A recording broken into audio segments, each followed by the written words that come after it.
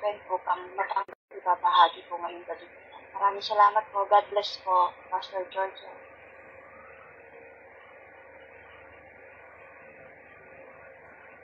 Okay po, mali po. Magandang hapon po sa inyo lahat yata dyan. So, at muli magpapatuloy po tayo sa ating pong pag-aaral muli ng salita po ng ating Panginoong Diyos. Bagamat hindi po ako nakapag-turo po sa inyo noong nakaraan dahil may ilang mga kadahilanan. So, sa aklat po ng gawa, tapos na po natin ang ilang mga kabanata. So, pagpaputuloy po natin ang Acts chapter 2. So, tinapos po natin ang aklat po ng gawa from Acts chapter 2, verse 1 to verse 23. Dahil katulad ng sinabi ko sa inyo noon, may ilang mga paksa lang talaga tayong pinukuha sa bawat versikulo na mahalagang mga topic. Dahil kung verse by verse po ang gagawin ko pong exposition, ito po ay napakatagal. Pero alam ko po na ito ay nakakapagbigay naman po sa atin. No? Yung mga subjective lamang po yung kinukuha po natin dito sa Book of Acts chapter 2. And then, of course, pinag-aralan po natin dyan regarding the message of Apostle Peter, his preaching in Jerusalem during the Pentecostal Day, na nahati po ito sa iba't ibang sangay. So, unang pag-aaral po natin doon, it's all about the Holy Spirit, and the outpouring of the Holy Spirit, the fulfillment of God's promises in the book of Joel, chapter 2. So, nakita po natin yung mga bagay at biniglan po natin ng linaw yung mga ibang mga part ng talatang ito o ng kabanatang ito. So, bago po tayo magpatuloy, tayo po sa panandaliang manalangin sa Panginoon. Minsan pa, O Diyos, lubusan kaming nagpapasalamat sa patuloy po ninyong kabutihan sa aming buhay. Tunay nga, Panginoon, na dakila ka, makapangyarihan ka sa lahat. Diyos na soberano, Panginoon, patuloy na kumikilala at nakakaalam ng laman ng aming puso at isipan, Panginoon. Alam niyo po, Panginoong Diyos, ang aming mga karumihan, ang aming mga kasalanan, ang aming mga pagkukulang. Paparin niyo kami, linisin niyo kami, Panginoon, sa aming pagdulog, sa inyo pong harapan sa oras na ito. Tuloy niyo kaming bigyan ng inyo pong biyaya at patuloy po namin maunawan yung mga salita sa pamamagitan ng iyong banal na Espiritu. Dahil naniniwala po kami, Panginoon, na iyong mga salita ay punong-puno, Panginoon Diyos, ng authority. So therefore, I pray, Father God, as we continue to study the book of Acts, chapter 2, ay magkaroon din po kami ng kaliwanagan, Panginoon, sa mga bagay-bagay na saan nais mo pong iparating sa amin, Panginoon, sa pamamagitan ng mga salita. Salamat din, Panginoon, sa inyo pong pagmamahal, sa inyo pong pag-ibig. Patuloy kang maghari, Panginoon Diyos, at magpalain niyo rin po ang aming pong pag-aaral hanggang sa kami po ay matapos, Panginoon. Muli, Ama, kami po ay nagsusumamo, manguna ka, at tayan niyo po na patuloy kami magkaroon ng patuloy na kaalaman mula sa inyo pong mga salita. Maraming salamat po. Ito po ang aming samudalangin sa pangalan ng Jesus. Amen. So, the end of our study nung nakaraan na ako po nakapagturo sa inyo is regarding the fulfilled prophecy na naisulat to dito sa Book of Acts from chapter 2, beginning verse 1 to 2. So, yung mga fulfilled prophecy na sinabi ko sa inyo noon, dahil pinag-aralan po natin dito regarding most especially the Spirit and also the work of the Apostle. So, dito makikita po natin, mababasa po natin, pag-aralan po natin that the salvation is given to every believers. Yan po yung isang fulfilled prophecy na tinutukoy po mismo ni Apostle Pedro sa kanyang mga mensahe.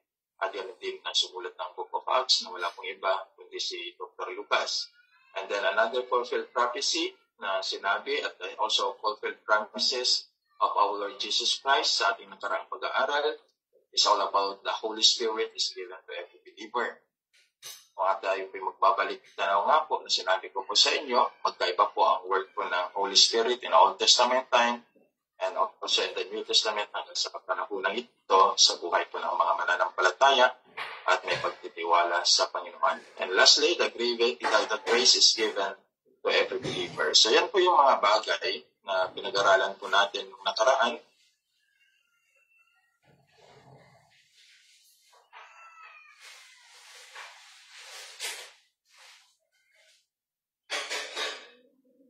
Yung part 1 po yung pinag-aralan po natin. Pag-aralan po naman po natin ngayon, the Sons of God, our Lord Jesus Christ, which is mentioned also these particular verses in chapter 2. So, kaya katulad sinabi ko noon, yung the message of Peter's preaching in Jerusalem during Pentecost from chapter 2, verse 1 hanggang 21, pinag-aralan din po natin yung outpouring of the Holy Spirit and most especially yung kanyang pagkilos sa bagong tipan as he fulfilled prophecy to to Prophet Joel. At yan din ipinakita po sa atin yung mga bagay na kung saan tinupad ng Diyos ang kanyang mga pangako sa bawat mananampalataya. So let us continue and on the book of Acts chapter 2, verse 22. So ganito po ang nakasulat. Kayong mga Israelita, pakinggan ninyo ang mga salitang ito. Si Jesus na taga Nazaret, isang lalaking pinatunayan ng Diyos sa inyo sa pamamagitan ng magawang makapangyarihan at kababalaghan. So dito makikita po natin sa payag mismo sa mensahe na Apostle Pablo yung mga gawa ng ating Panginoong Diyos, mga tandang ginawa ng Diyos sa pamamagitan sa gitna ninyo, sabi niya dito, at itinalalaman nga po ng mga Israelita. Ngunit yung the word na pinatunayan ng Diyos, ito naman ang bibigyan po natin ng kunting linaw. Unang-una, ano ang pinapatunayan ng Diyos, yung pinatunayan ng Diyos? Unang-una dito, makikita po natin ang pinapatunayan ng Diyos, o pinatutunayan ng Diyos, si Yesu Cristo ay ang Mesyas, Panginoon, Diyos, at tagapagligtas. Ulitin ko, si Yesu Cristo ay ang Mesyas, Panginoon, Diyos, at tagapagligtas. Dahil ito yung laman ng mensahe ng Apostle Peter noong bumaba ang Espiritu Santo sa panahon na Pentecost. And then, paano ito pinatunayan ng Diyos? Kung sino itong si Jesus, paano niya ito pinatunayan na siya nga ang hinihintay nila? Siya yung hinihintay nilang Mesyas, siya yung hinihintay nilang Panginoon, siya yung hinihintay nilang anak ng Diyos at tagapagligtas. So sabi ng Apostle Peter, sa binasa natin sa Acts chapter 2, verse 22, kung paano pinatunayan ng Diyos unang-una sa pamamagitan ng mga gawang makapangyarihan. So hindi po ito lingid sa atin. During the earthly ministry of our Lord Jesus Christ, pinatunayan niya ang maraming mga bagay sa makapangyarihang gawa, sa makapangyarihang gawa at kamay ng ating Panginoon Diyos. Yan po yung una. Pangalawa niya pinatunayan sa pamamagitan ng mga kababalaghan. Ito yung isang naging talakayan po natin, that one of the signs of the ministry of our Lord Jesus Christ is to make miracle and doing miracle with the Holy Spirit and the Father. So sana hindi po tayo makukonfusyon. Yan yung talagang patunay and signs that Jesus Christ is the Son of God and Jesus Christ is our Lord and also a Messiah dahil siya yung gagawa. Ito ipinangako sa maraming talata sa Old Testament time. Even in the book of Isaiah and some book, prophetical book in the Old Testament time, na itong mga sinyalis na ito gagawin ng anak ng Diyos. Isang tagapagligtas na magmumula sa Diyos Ama. So ito, pinapatunayan ng talatang ito na itong hinihintay ng mga Hudyo ay ito na pala si Jesus na gumagawa ng maraming kababalaghan. And also, of course, after the work of our Lord Jesus Christ dito po sa lupa, isa rin po sa naging sign ng mga apostleship is to make miracle. Okay? So, isa rin po yung mga pagkilos, paggawa. Kaya kung papansinin po ninyo, doon sa mga pagkilos at paggawa, pagmiministry din ng mga disciple of Jesus Christ and also His apostle, ikita nyo, mababasa sa ilang mga talata sa Biblia, sa Bagong Tipan, sila po ay gumawa rin po ng maraming mga himala. Ito kasi yung isang mga sinyalis talaga na ibinigay sa kanila to show the power of God to those people, sa mga tao, na kung saan hindi pa siya nakikilala, most especially doon sa mga hinirang ng ating Panginoon Diyos. Ito yung mga sinyales na dapat po natin makita. No? So, pangalawa, nandiyan din pumabasa po natin sa verse 22, tanda na ginawa ng Diyos sa pamagitan. Of course, yan po yung ginawa po ng ating Panginoon Kristo. Sa gitna ninyo, therefore, which it's mean na ang miraculous work of our Lord Jesus Christ ay nangyari lamang sa buong bansa Israel. Diyan po siya kumilos talaga. Although may mga ilan-ilan na kumilos din po siya, na nagpagaling din po siya ng mga ilang mga hintel, pero ang talagang ministry ng ating pong Panginoon Kristo, dahil lagi niyang sinasabi sa mga ilang mga talata sa Bagong Tipan, His ministry is inside of Israel. So, yun yung kanyang pagkatawag. And to make a disciple, na kung saan mag-i-explore, mag-share ng kanyang gospel pagdating ng panahon na siya po nasan sa heaven, at yan din po ay naging talakayan na rin po natin noong nakaraan. So, dalawa ang pinaka-great apostle of our Lord Jesus Christ na kanyang tinawag, si Pedro, para sa mga Israelita. That is in the book of John chapter 21, beginning verse 15, si Apostle Pablo, para po sa mga hintel, na hindi mga at mga tao na hindi po mga Hudyo. Matatagpuan din po natin yan doon sa aklat po na Acts chapter 9. Pag-aaralan din po natin sa mga susunod na araw. At yun po yung mga susunod na linggo, maybe.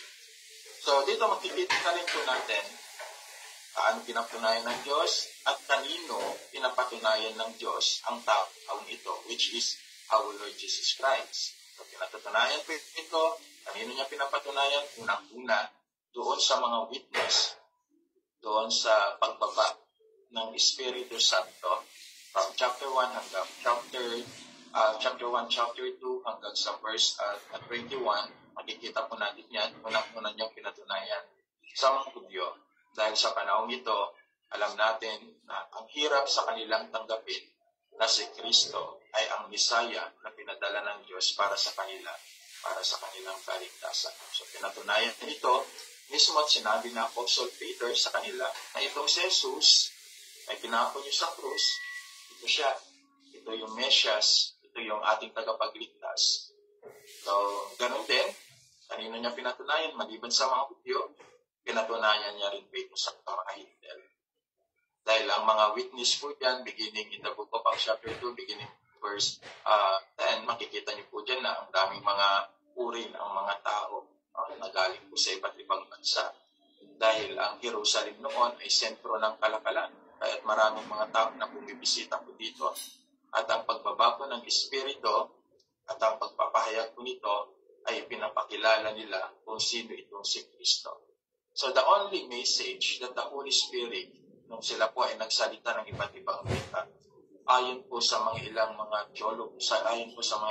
theologian at mga commentators that I read, ay simple lamang po at napakadaling unawaan para sa kanila na ang sinasalita ng bawat isa ay itong si Jesus, ang natatanging tagapagligtas, at kailangan siyang sampalatayanan at paniwalaan at magsisi sila sa kanilang mga kasalanan.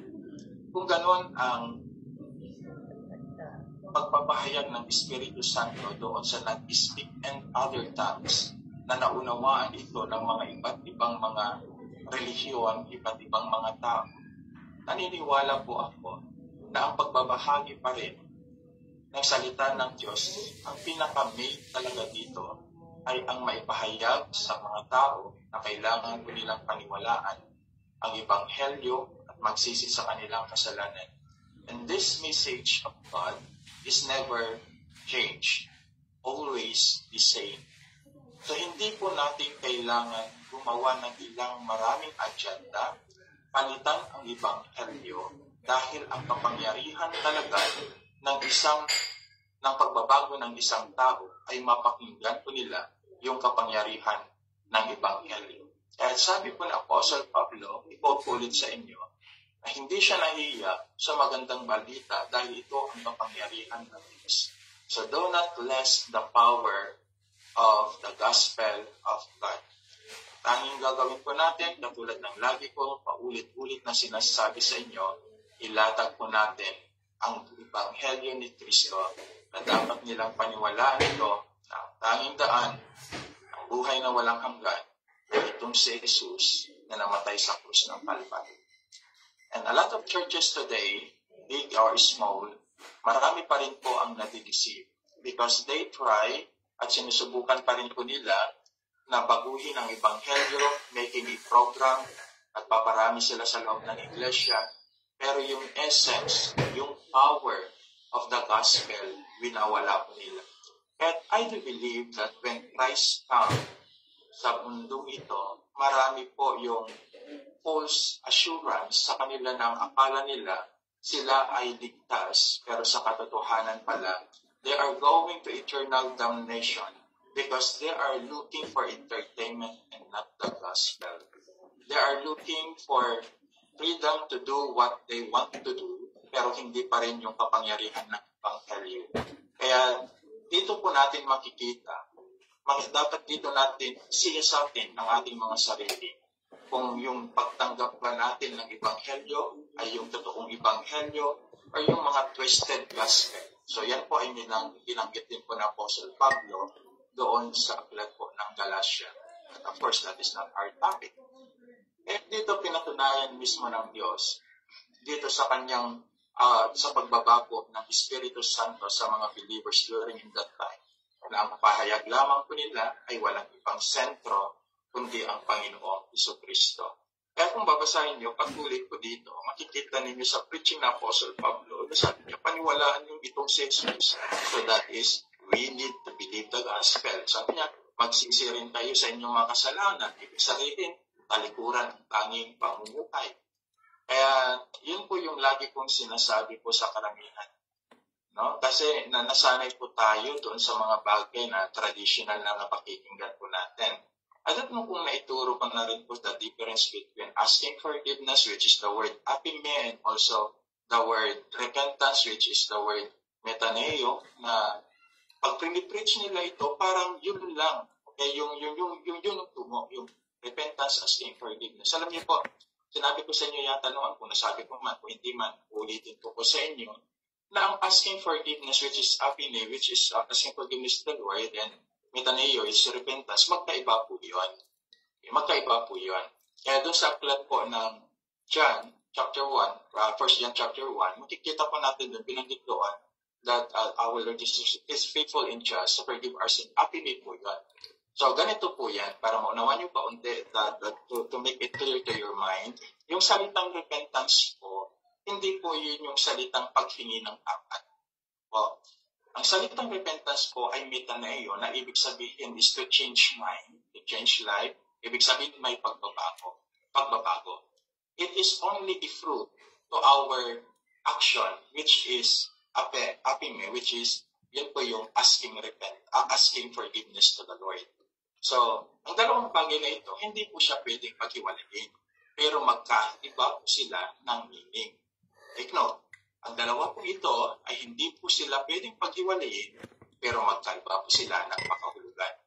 Marami po kasi akong napapakinggan that preachers today, at marami rin pong mga napapakinggan, mga pastors, co-workers and said po sa church, isa po ang tungo ng salitang repentance sa kanila. Kahit sa mind ng tao, yung salitang repentance, paghingi ng tao.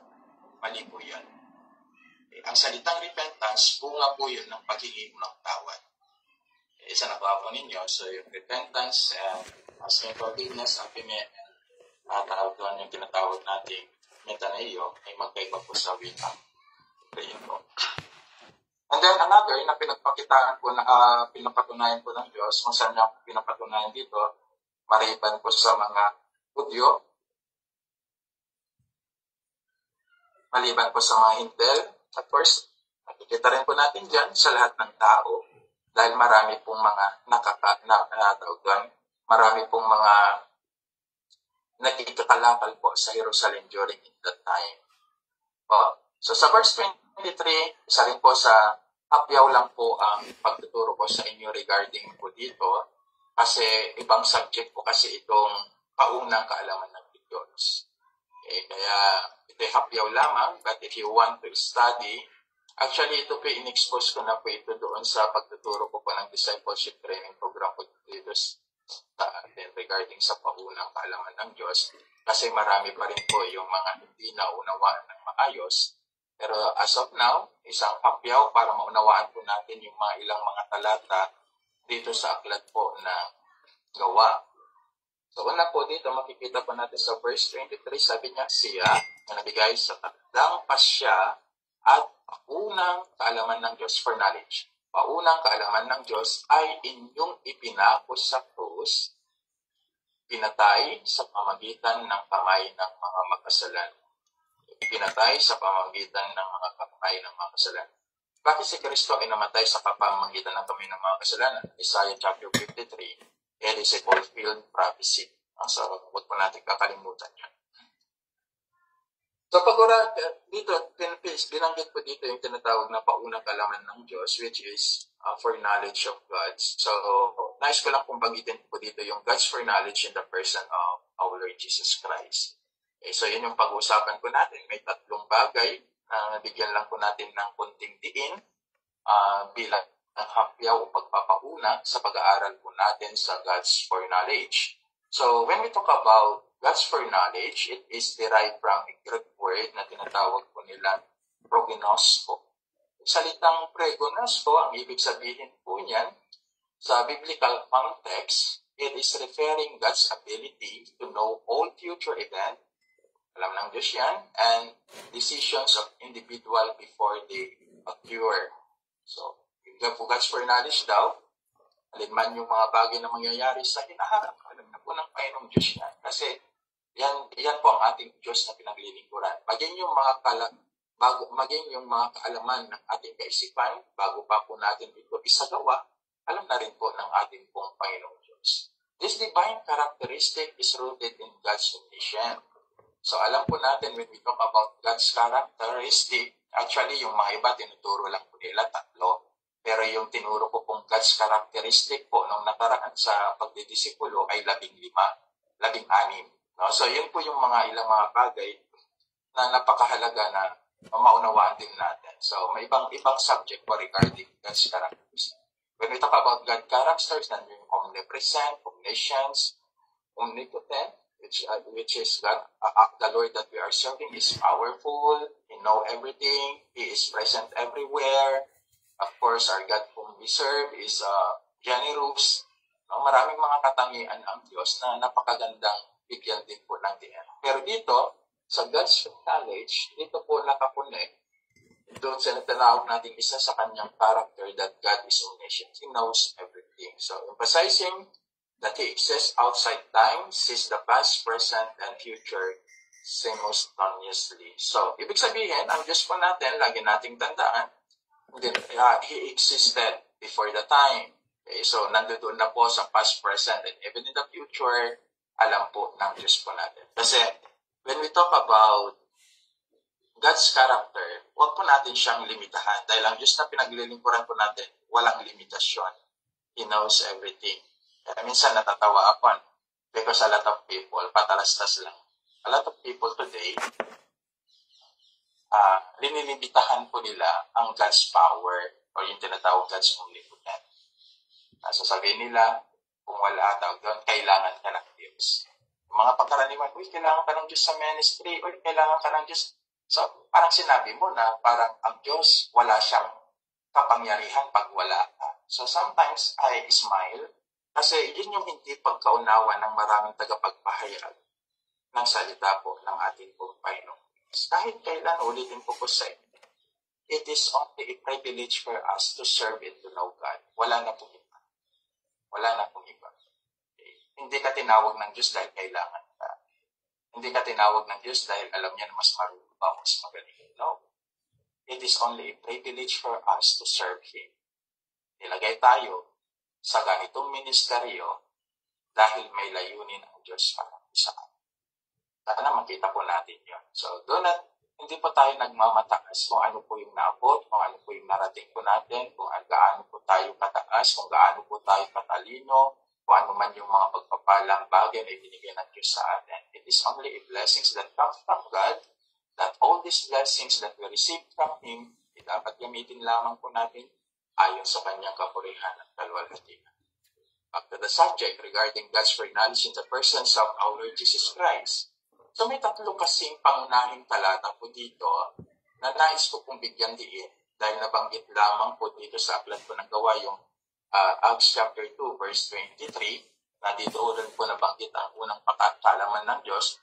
Actually, in the whole New Testament, yung foreknowledge po ay madalang po kung mabasa. I think that Happy birthday.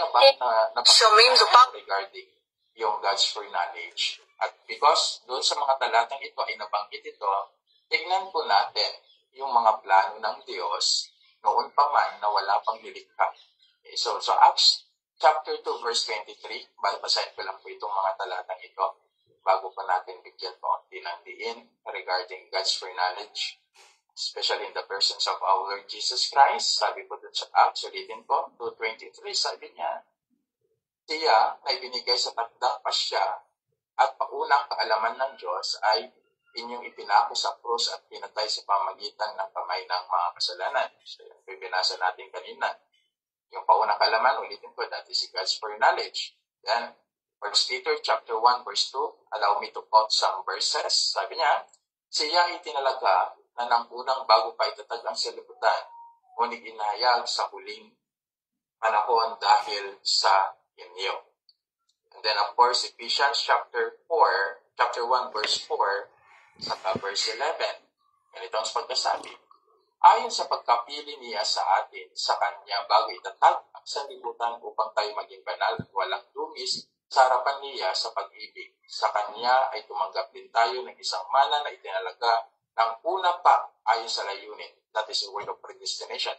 Niya na gumawa sa lahat ng mga bagay ayon sa Kanyang pasya at kalooban. So all these verses, if we study regarding God's foreknowledge and God's predestination, ipanik lang po natin konti doon, yung God's eternal purpose, para makita po natin at muna. Yung God eternal purpose. So ibig sabihin, plinanin na ito ng Diyos noon pa man bago ang lahat ng bagay. So God's eternal purpose, may tatlong bagay na tingnan po natin. Unang-una, nasa plano ng Diyos ang pagliligtas bago pa ang paglikha. Okay. Nasa plano na ng Diyos ang pagliligtas bago pa ang paglikha.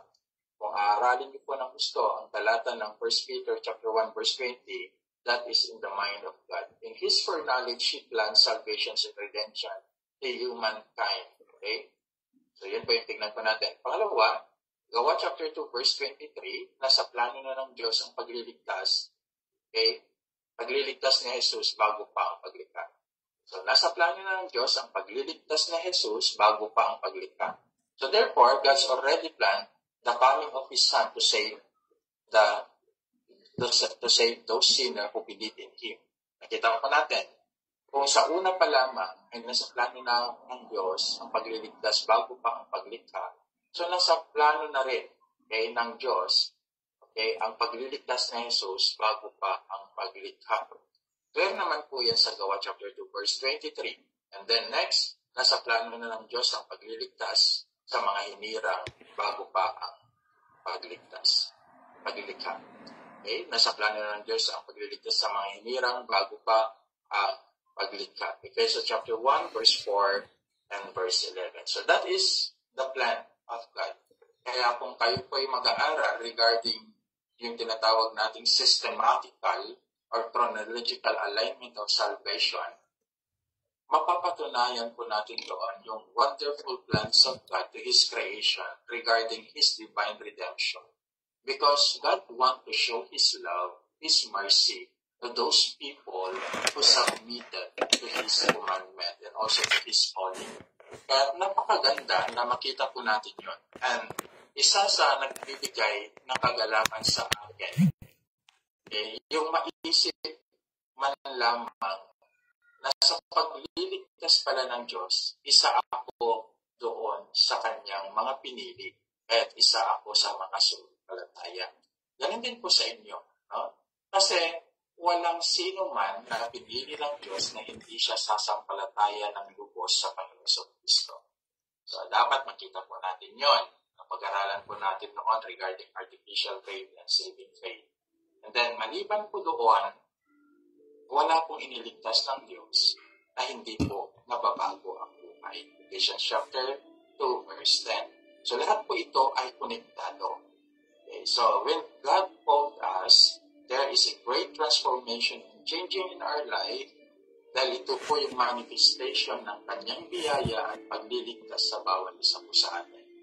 At napakaganda dahil kahit na ganoon pa man, na pinano na pala ng Diyos ang pagliligtas bago pang paglikha, pinano na po ng ating pong Panginoon Diyos ang pagliligtas din ng Panginoong Jesucristo bago pang paglikha, at nasa plano na mismo ng Panginoong Diyos ang pagliligtas sa kanyang mga hinirang bago pa ang paglikha.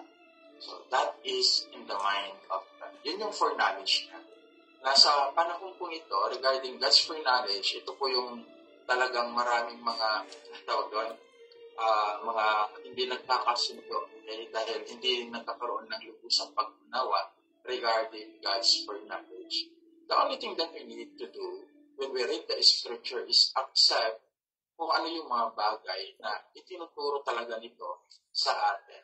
Kasi sa Bible, nung kami pinag-seminar doon sa Philippine Bible Society, yung mga nakaraan po, totoo naman yun at live ko naman napapakita. The only thing na makapag-interpret ng scripture is scripture himself. Kaya nga, ang ginagawa na lamang po natin, nilalatag. Yan po yung isang paraan. Hindi na po natin ito dinadagdagan. Nilalatag na lang po natin kung ano yung laman.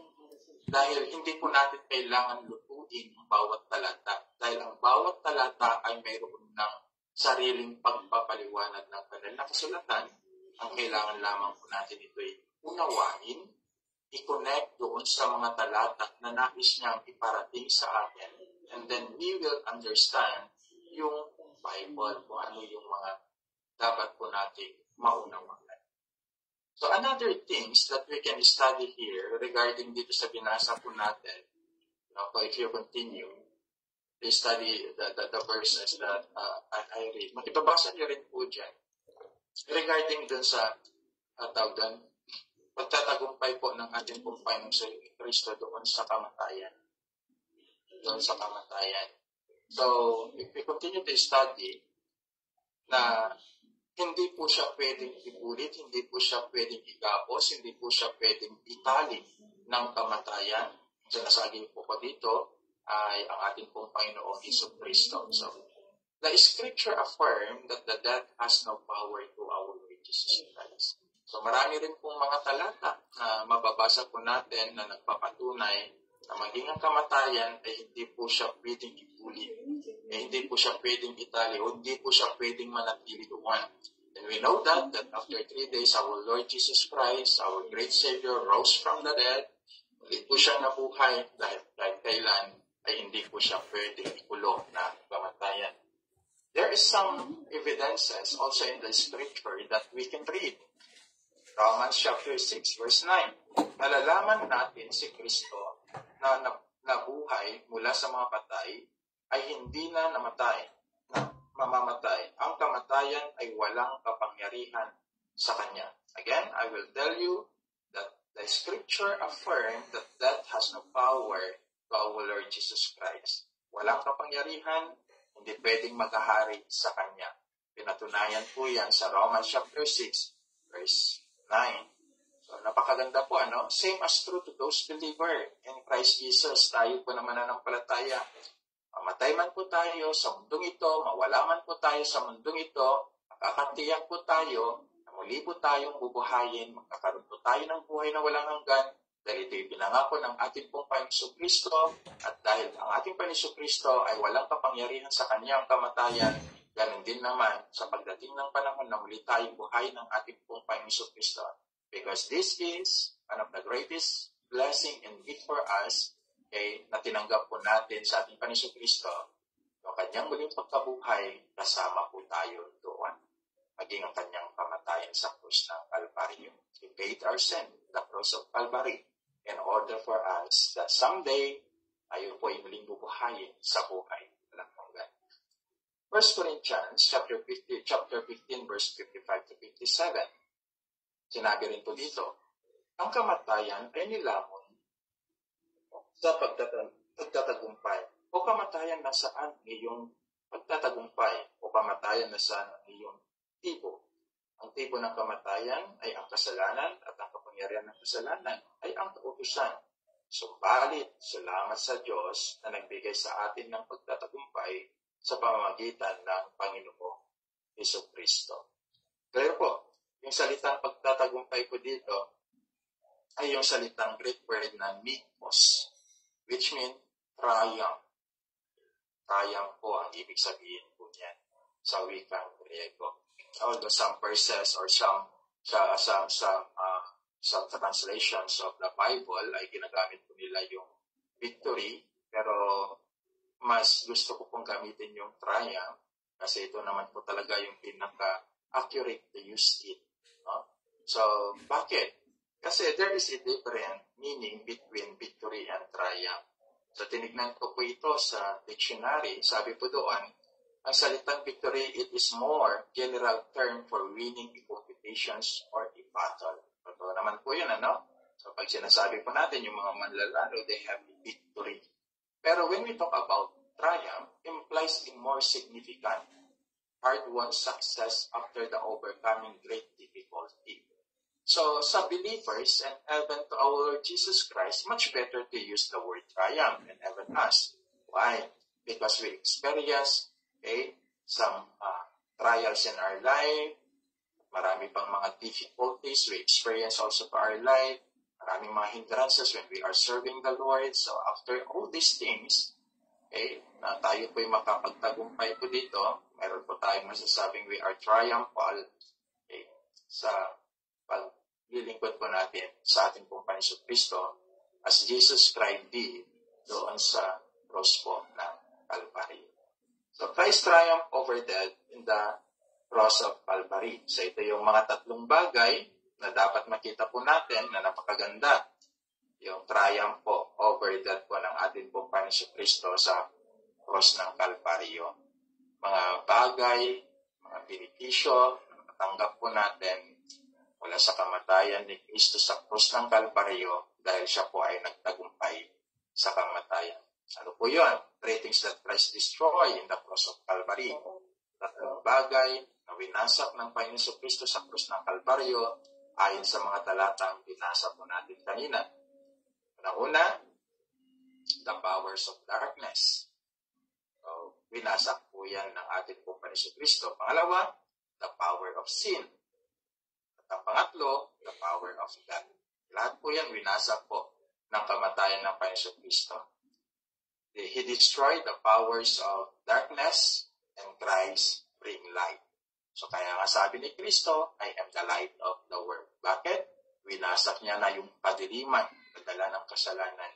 At yung mga tao na nakay Kristo ay mayroon ng liwanag. At yung mga tao na nagsasabi na nakay Kristo sila pero namumuhay pa rin po sila doon sa karimlan at kasalanan, sila po ay mga sinungaling. Bakit? Maliwanag pong sinabi ng Biblia, winasak na ni Kristo ang kadiliman at ang liwanag ang kanyang dinala sa atin. So hopefully in our life, lagi po nating nakikita ang liwanag ni Kristo dahil ito ang dapat na mangyari sa ating pong mga buhay. Pangalawa, He destroy also the power of sin. How?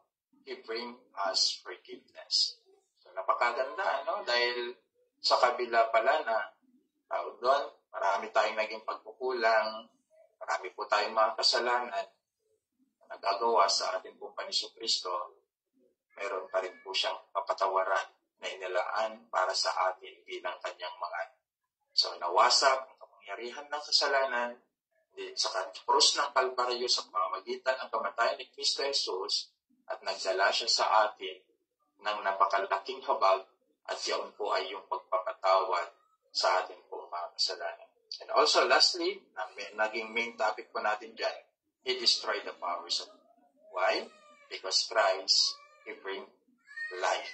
So ibig sabihin, winasak niya ito, si Kristo naman ay nagdala ng buhay. So pwedeng message na rin po yan, three things that Christ destroyed in the cross of Calvary, the powers of darkness, and then He bring light, the powers of sin, He bring forgiveness, the powers of death, He bring life.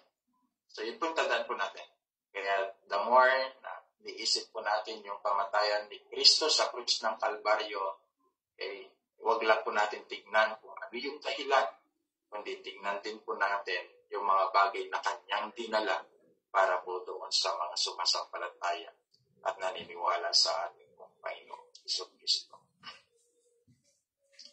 And then if you continue to study these particular verses in the book of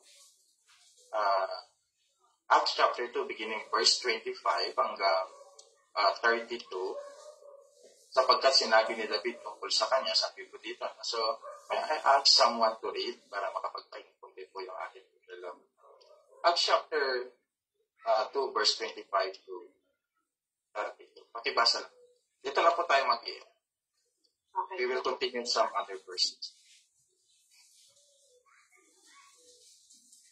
Chapter 2, verse 25 po, Pastor. 25 to 20. Ay, yes, 32. 25 to 30. 2:32 po. Okay po. Amen. Sabi po dito, sa Gawa, Kapitulo 2, versikulo 25 to 32. Gaya ng sinabi ng David tungkol sa kanya, nakita ko ang Panginoon na lagi kong kasama, hindi ako matitinag sapagkat kapiling ko siya. Dahil dito, natutuwa ang puso ko at ang mga salita ko'y napuno ng galak at ang katawan ko'y mananatiling may pag-asa. 7. Sapagkat ang kaluluwa ko'y di mo pababayaan sa daigdig ng mga patay at hindi mo hahayaang makaranas ng pagkabulok ang iyong banal na lingkod. 28. Itunuro mo sa akin ang mga landas patungo sa buhay. Dahil ikaw ang kasama ko, ika'y mapupuno ng kagalakan. 29. Mga kapatid, may katiyakan sinasabi ko sa inyo na ang ninuno nating si David ay namatay at inilibing at narito ang kanyang libingan hanggang ngayon.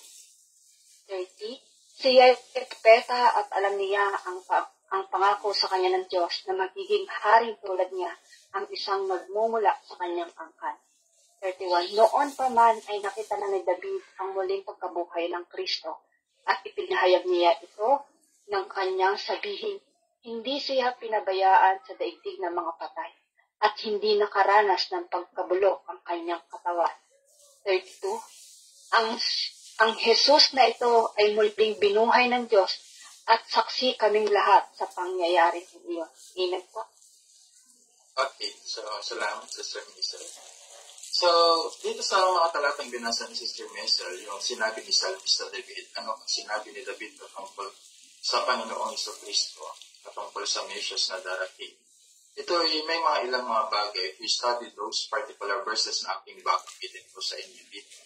So, unang-una, pinatunayan ni David that Jesus Christ, okay, is our triumph. Okay, siya yung ating tagumpay, mentioned in chapter 2, verse 25. Dahil alam po natin na dahil napagtagumpay niya po yung kamatayan, dahil din po tayo pagdating po ng Panginoon. Verse 26, this Christ is our joy. So, unang-una kanina sabi po, this Christ is our triumph. Verse 25, of course, this Christ is our joy. That is in verse 26. So, dapat, pag ikay ligtas, dapat si Kristo ang ating kagalakan, wala na pong iba. Verse 26 is still, this Christ is our hope. Wala na po tayong ibang pag-asa, hindi ang ating pong Panginoong Kristo. Kasi kahit iasa po natin sa kanino pa man, mafi-faith lang po tayo, pero kung tayo po iaasa sa Panginoong Kristo, makakaasa po tayo na hindi po niya tayo bibiguin. And then another, dito makikita po natin, this Christ is our salvation. Dahil hindi naman po natin makakanap na kaligtasan sa kanino pa man, maliban po sa ating pong Panginoong Kristo. Siya lamang po ang salvation po natin, siya po yung kaligtasan po natin, at wala na pong iba. It is not our religion, it is not kung ano pa man na pinagagawa po ng mga tao, ang sariling katuwaan ng mga tao, kundi ang Panginoong Kristo lamang kaligtasan po ng bawat isa. Dahil siya lamang po ang pinadala ng Diyos sa bawat isa po sa atin upang tayo po ay magkaroon po ng wagas na kaligtasan. Verse 27, if we continue, that this Christ is our resurrection. It is a great promises of us na itong si Kristo pala na pinaglilingkuran po natin, siya rin po ang muling bubuhay po sa atin. Verse 28, this Christ is our way.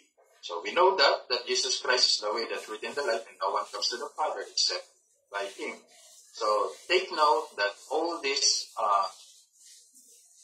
na sinabi po ni Psalmista David sa atin, mararanasan po natin ito. Dahil ito mismo yung nakita ni David during his earthly life.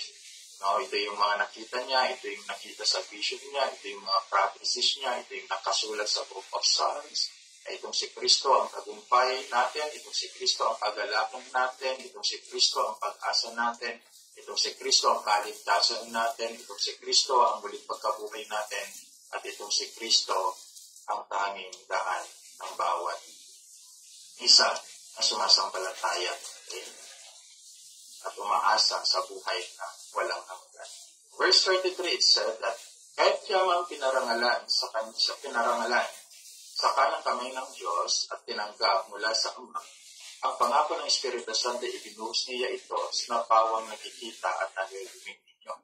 Again, dito sa Apostle Pedro, sinasabi niya, pinabanggit niya lang po ang nangyari doon sa Acts chapter 2, beginning verse 5 hanggang verse 11. Dahil ito ay katuparan sa sinabi at pinangako ni Jesus sa kanyang mga alagad at sa mga mananampalataya noong naririto pa siya sa lupa. So, pinag-aralan po natin yan that Christ already promises the coming Comforter sa panahon na nagme-ministro pa siya dito sa lupa. And Acts chapter 1, pinansa po natin, pinag-aralan po natin, nagpasimula yung fulfillment hanggang sa dumating sa Acts chapter 2, beginning verse 1 hanggang verse 21. So verse 34 hanggang 35, sabi dito, sapagkat hindi umakyat si David sa mga langit, ngunit siya rin ang nagsabi, sinabi ng Panginoon, ng aking Panginoon, written in the Book of Psalms, paupo ka sa kanan ko, hanggang sa gawin ko ang mga kaaway mo na tungtungan ng iyong mga paa. Dapat malaman ng may katiyakan ang buong sambayanan ng Israel na ginawa ng Diyos na Panginoon at Kristo, itong si Jesus na inyong ipinako sa krus. Ito may isang relation po kasi sa religions and faith. Lagi nilang binabasa ito, yung ginawa siya na Diyos at Panginoon, itong si Kristo. Paborito po nila ito, hindi ko na po babanggitin. Pero may ilang mga bagay dapat nilang unawain.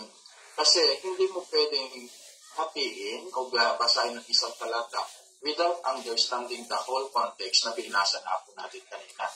If you continue to study, yung binasa sa Sir Mason hanggang sa pagbabako natin dito sa mga talatang ito, makikita nyo dito na nire-represent na nga mismo ni Pedro kung sino si Kristo sa buhay natin, kung sino itong si Kristo. Okay, at kung ano yung kanyang ginawa. At ito yung pinakahuling talaga. So, there is one religions or cult na laging ginagamit ito na si Jesus daw ay tao na ginawang Panginoon at Kristo. So, false po yun. Si Kristo ay hindi po siya tao na ginawang Panginoon at Kristo. Nais lang po natin bigyan ng puting linaw. Ang salitang ginawang Panginoon ay di nangangahulugang si Jesucristo ay tao na ginawang Panginoon. Okay? Kundi, si Jesucristo ay Panginoon at tagapamahala na sa lahat ng nilikha mula pa noon. And a lot of scriptures that I mentioned that, and we prove that, lalo na sa aklat po ng John chapter 1. Sa madaling salita, ang salitang ginawa ay maaaring maisalin sa salitang ipinagkatiwala, katulad ng isinalim o ipinagkatiwala ng Diyos, Ama, sa kanyang bugtong na anak na si Jesus ang lahat ng kapamahalaan at kapangyarihan sa lahat ng kanyang mga nilikha. Yan po yung pinaka-buod doon sa, if we study the whole context of these particular verses. So yan po yung dapat nating tandaan. Si Kristo ay hindi po siya tao na ginawang Panginoon, kundi si Kristo ay Diyos na nagkatawang tao. That is found in the book of Philippians, chapter 2, beginning verse 7 hanggang verse 11. So sa ating pong pagpapatuloy ng pag-aaral sa masusunod na linggo o sa susunod na Monday, pagpapatuloy pa rin po natin yung the message of Peter preaching in Jerusalem during the Pentecost part 3. Itin po, the preachings of Peter's preachings in Jerusalem during Pentecost part 1. Yan po yung pag-aaral po natin, the Holy Spirit and His Word. Okay? And then, ngayon, yung part na pinag-aralan po natin doon sa the message of Peter's preaching in Jerusalem during Pentecost is all about the sons of God. Normally dito, ano? So, the Holy Spirit is all about the sons of God. Yan po yung topic natin ngayon. Sa sunod po natin na pag-aaral, the message of Peter's preaching in Jerusalem during Pentecost part 3, yan po yung biblical revival. Yan yung biblical revival. So we need to understand that there is a modern revival today na ginagawa ng tao. Ang masaklap po nito, pinoprograma po nila ang revival. Yan po yung pag-aaralan po natin ng gusto. Kanino bang programa ang revival? Sa Diyos ba? O sa tao? So yan po yung pag-aaralan po natin sa session. Tayo pong lahat ay huwag manalangin. Diyos na makapangyarihan sa lahat, salamat Panginoon sa aming pag-aaral sa oras na ito. Salamat Panginoon sa mensahe po ng Apostle Pablo sa panahon ng Pentecostes doon sa Jerusalem na napakaganda Panginoon. Napakarami po kaming matututunan Panginoon Diyos sa kanyang pahayag. Kung ito Panginoon Diyos ay pag-aaralan namin po namin. Napakadakila po ninyo at napakabuti, napakahabagin po ninyo Panginoon. Salamat o Diyos sa patuloy na karunungan na binibigyan niyo po sa bawat isa. At dalayan po Diyos na patuloy kami makunawa ang lubusan sa inyo pong mga salita. Puspusin niyo kami, Panginoon, na inyong pong Espiritu, patuloy Panginoon na tulungan sa aming pong pananalangin, sa aming pong pag-aaral, sa aming pong pagbabasa, at higit po sa lahat sa aming pong pagmiministeryo upang magampanan po namin nang may kapangyarihan sa pamagitan ng Espiritu Santo ang lahat ng inyong pinagkatiwala sa aming Panginoon. Salamat sa inyo pong biyaya. Malaki pong kagalakan sa aming Panginoon Diyos na isa kami sa sumampalataya na inyong pong tinawag, Panginoon.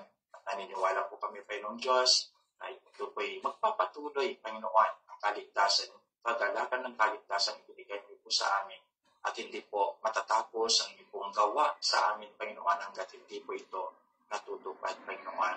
Salamat, Panginoon, at sa inyo lamang po ang pinakamataas na papuri at pagsamba at pagluwalhati. Ito po ang samang dalangin sa pangalan ng Jesus. Amen. Magandang gabi po sa inyo. God bless. Amen po. Maraming salamat po, Pastor Joseph. Napakalinaw po ang pinahagi mo. Bago tayo tulako tayo sa mga katanungan. Tawagin ko lang po Sister Lourdes Cruz para po ipanalangin ang ating share ngayong gabi. Sister Lourdes Cruz.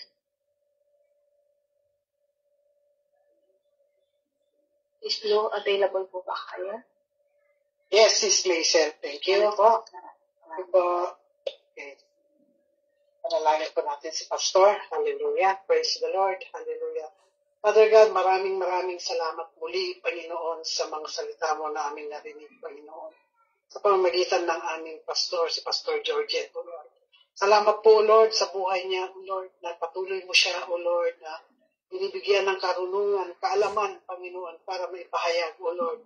May hayag niya, may share niya po sa amin, Panginoon. Tunay, Panginoon, na si Pastor Georgette, na ginagamit mo, O Lord. Hindi po ito accidental, pero ginamit po talaga siya pa, Panginoon, sa Bible Study Zoom, O Lord, para lumalim, Panginoon, ang pag-unawa namin, O Lord, sa mga banal mong salita, Panginoon. Salamat po, Diyos. Dalangin po, Panginoon, na patuloy mo siya, O Lord, na palakasin, patuloy mo siya, O Lord, na gabayan pa, Panginoon, at patuloy siya, O Lord, na lumagawin, O Lord, sa mga ministry, O Lord, na pinagkatiwala mo sa kanya sa Pilipinas, Panginoon.